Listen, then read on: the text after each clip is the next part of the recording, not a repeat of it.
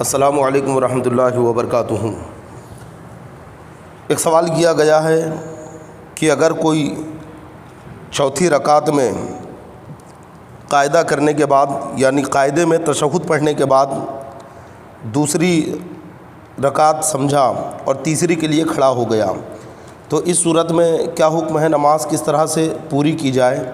اور یوں ہی اگر کوئی قاعدہ اخیرہ نہ کرے اور پانچویں رکعت کے لیے کھڑا ہو جائے، 4 رکعت والی نماز میں پانچویں رکعت کے لیے کھڑا ہو جائے تو پھر وہ اپنی نماز کس طرح سے پوری کرے گا؟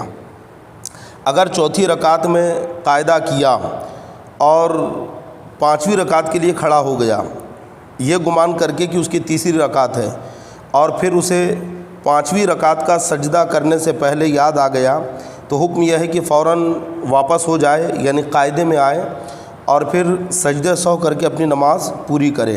اور اگر پانچویں رکعت کا سجدہ کر لیا ہے تو اس صورت میں وہ 1 رکعت اور ملائے۔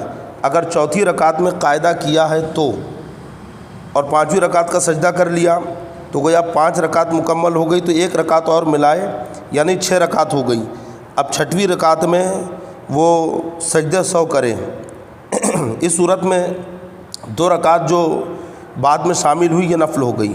اور اگر پانچویں رکعت کے لیے کھڑا ہو گیا اس صورت میں کہ چوتھی رکعت میں قاعدہ نہیں کیا تو حکم یہ ہے کہ اگر پانچویں رکعت کا سجدہ نہیں کیا تو پلٹ کے واپس آ جائے، اور اگر پانچویں رکعت کا سجدہ کر لیا ہے تو اب ساری نمازیں نفل ہو گئی، یعنی جیسی پانچویں رکعت کا سجدہ کر کے سر اٹھایا تو ساری رکعتیں نفل ہو گئی۔ یہ اس صورت میں ہے جبکہ چوتھی رکعت میں اس نے قاعدہ نہیں کیا۔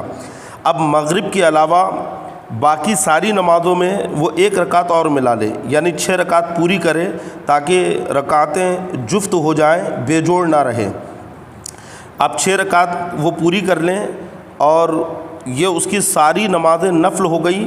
اب اسے دوبارہ اپنی فرض نماز پڑھنا ہے جبکہ اس نے چوتھی رکعت میں قاعدہ نہیں کیا ہے اور پانچویں کا سجدہ کر لیا۔